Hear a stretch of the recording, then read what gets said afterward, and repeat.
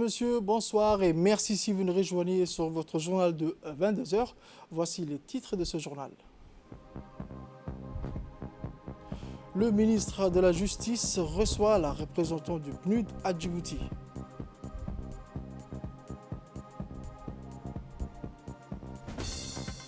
Actualité internationale, les États-Unis a commémoré le 11 septembre en quête d'unité.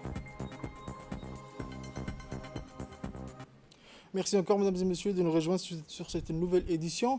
Le ministre de la Justice et des Affaires pénitentiaires chargé des droits de l'homme a reçu dans son cabinet Mme Fatima El-Cher, représentant du programme des Nations Unies pour le développement PNUD. Les sujets évoqués ont été nombreux, ainsi que les différents appuis techniques que peut apporter le PNUD pour renforcer les institutions judiciaires. Dans cette visite, il a été évoqué la reprise des audiences foraines. Lors des audiences foraines, l'administration juridique se rend directement devant des justiciables dans les régions où les tribunaux n'ont pas été encore mis en place. Il faut ajouter que ces audiences auront une compétence plus élargie car elles concerneront les affaires relevant du tribunal de statut personnel mais aussi les affaires civiles et pénales. La représentante a évoqué la venue prochaine des experts destinés à appuyer l'École nationale d'études judiciaires pour la mise en place des programmes pédagogiques et des curricula destinés aux futurs magistrats. Autre actualité, le ministre de la Communication chargé des postes et des télécommunications, son Excellence M. Redouane Abdullahi Bahdan, a reçu l'ambassadeur du Yémen à Djibouti, M. Abdallah Muslim. Au menu des discussions, la relation entre les deux pays, notamment les voies et moyens de les renforcer en matière de télécommunications. Pour l'ambassadeur, il s'agissait d'informer le ministre de la prochaine visite officielle du vice-ministre yéménite du Télécom qui va effectuer une visite officielle à Djibouti prochainement. Le ministre de la Communication, M. Redouane Abdullahi Bahdan, a rappelé les relations anciennes entre les deux pays dans la télécommunication. Pour sa part, l'ambassadeur a remercié le ministre pour l'accueil qui lui a été réservé ce matin et a promis de travailler pour renforcer la relation entre les deux pays, notamment en matière de télécommunication.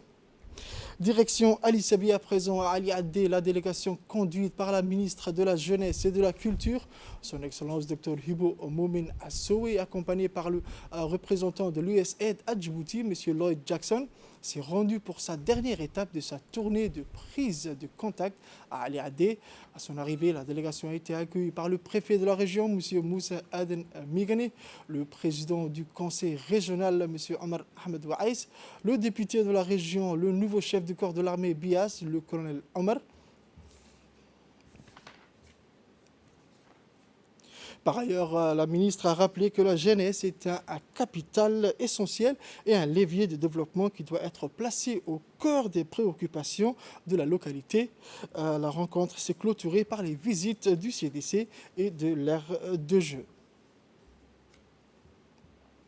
À présent, une importante réunion de travail et de concertation sur la sécurité s'est tenue ce matin à la salle de réunion du camp Cheikh Ousmane, présidée par le chef d'état-major général des armées, le général de corps d'armée, général Zakaria Cheikh Ibrahim.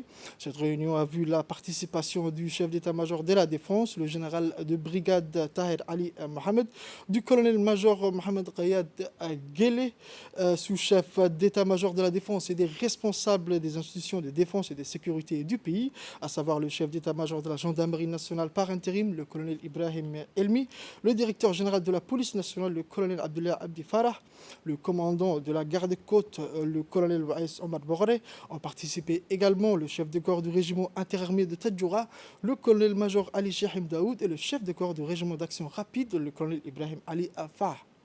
Cette réunion de travail et de concertation avait pour but de discuter des voies et moyens de renforcer la sécurité du pays, en particulier dans les zones sensibles du territoire. Ces dernières années, la région de la Corne d'Afrique est en proie à une instabilité. Dans ce contexte difficile, Djibouti fait figure d'exception et un havre de paix qu'il faut préserver, quel que soit le prix, a souligné le général Zakaria Cheikh Ibrahim. Le CMJ a insisté sur la nécessité de coordonner nos efforts pour faire face et surmonter les défis sécuritaires de la région. Autre actualité nationale, dans la journée du vendredi 10 septembre 2021, la garde-côte djiboutienne a été alertée suite au naufrage d'une embarcation de pêche au large de l'île Moucha. Une opération de recherche et sauvetage en mer a été immédiatement lancée, impliquant plusieurs patrouilleurs d'intervention rapide ainsi que les équipes d'intervention spécialisées dans les opérations d'assistance en mer. Le naufrage de l'embarcation est survenu suite aux forts vents accompagnés de pluies qui se sont abattus sur la capitale et ses environs et qui ont rendu la mer dangereusement très agitée. Les 4 pêcheurs ainsi que leur embarcation échouée ont été retrouvés sur une plage de l'île Moucha où la force des vents les a conduits suite au naufrage. Les pêcheurs ont déclaré que suite à un fort coup de vent, leur embarcation a été submergée par les eaux et s'est complètement retournée. Ils se sont alors accrochés à cette dernière et ont fini pour échouer sains et saufs sur la plage. L'équipage a été alors transféré sur un patrouilleur de la garde-côte djiboutienne et ramené vers Djibouti. L'embarcation et le moteur ont subi des légers dommages matériels suite à cet incident. La garde-côte djiboutienne réitère son appel aux usagers de la mer à redoubler de vigilance lors de la navigation aux mers et tient à leur rappeler que le numéro d'urgence gratuit 1500 reste à leur disposition 24 heures sur 7. Sport à présent pour clore l'actualité nationale dans le cadre des activités sportives. Tour préliminaire pour la qualification de la Ligue des champions de la CAF. Hier après-midi, le Tusker FC a fait match nul à 1 face à Arta Solar 7 de Djibouti lors du premier tour préliminaire de la Ligue des champions de la CAF au stade El Hadj Hassan Goulet. Dans les premiers échanges, les deux équipes ont apporté une approche prudente car aucune ne voulait encaisser en premier, mais au fil du temps, les deux équipes ont présenté une véritable expérience professionnelle dans leur jeu. Leurs efforts ont apporté leurs fruits à la 14e minute quand Ibrahim a touché le quart de sa demi-volée.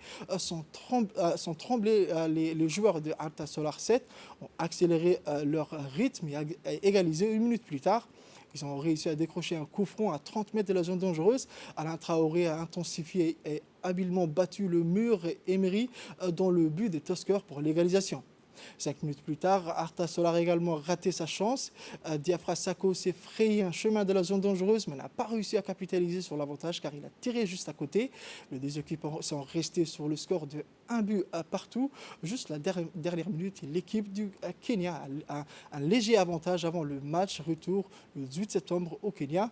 Dans le même cadre, une autre qualification de la Ligue des champions de la CAF opposée, l'équipe de Somalie et l'équipe du Rwanda.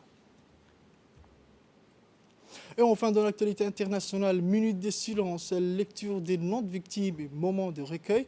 Pour le 20 ans du 11 septembre, les États-Unis ont rendu hommage aux victimes des attentats samedi. Joe Biden a présidé cette cérémonie en se rendant sur plusieurs sites, dont celui du Ground Zero à Manhattan.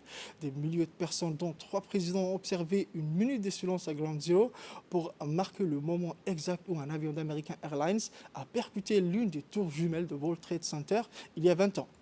Le président Joe Biden, avec les anciens présidents Obama et Clinton, a observé un moment de silence alors que les gens se souvenaient de l'événement qui a changé leur vie il y a 20 ans. Joe Biden n'a pas prononcé des discours solennels en ce samedi de recueillement, laissant la priorité aux images et aux témoignages des anonymes, aux noms égrenés et aux chants qui s'élevaient. Il s'est rendu sur les 3 sites concernés par les commémorations en masque noir, accompagné de son épouse Jill, d'abord à Manhattan, à New York, puis dans les champs fleuris de Shanksville, Pennsylvanie, où l'avion United Airlines 93 s'était écrasé en raison de la résistance des passagers, et enfin au Pentagone dans l'après-midi. Autre actualité internationale à présent, sport, la Britannique Emma Raducanu, âgée de seulement 18 ans, a remporté l'US Open en battant en finale 6-4 Chelem, et aussi la plus jeune depuis la Russe Maria qui avait remporté Wimbledon à 17 ans en 2004. Son exploit est d'autant plus impressionnant que Raducanu, 150e mondial, a tout remporté sur son passage, ne laissant aucune miette à ses adversaires. Elle a gagné ses 10 matchs qualifications comprises par 27-0. La dernière à avoir réussi pareil perfect à l'US Open était Serena Williams en 2014. C'est tout pour cette édition de 22h, mesdames et messieurs. Merci de l'avoir suivi et restez avec nous pour la suite du programme.